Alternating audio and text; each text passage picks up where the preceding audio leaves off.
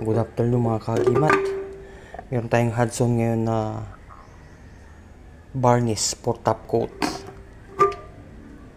Babalutin natin sila ngayon. Itong mga medalyon. Para parang coated sila ng frame na plastic.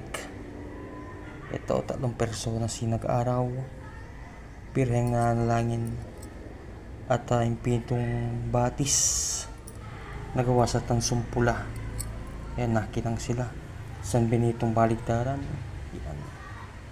At San Benitong mayroong laman na orasyon sa loob tungkol sa lakas. Ayan pa yung orasyon niya. Isa, mas 3 persona na mayroong birheng nasa likod na nanalangin at mga bracer na sa lakas.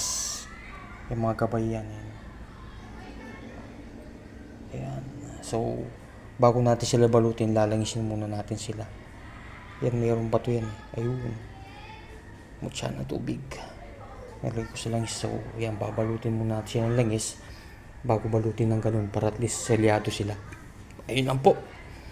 Nabalot na rin. Yan, para siyang paste na hindi maintindihan pero babalutin niya. Ito yung mga second batch na binalutan ko. Yan. Para sila mayroong wax coating. Yan, meron sila parang mga wax coating na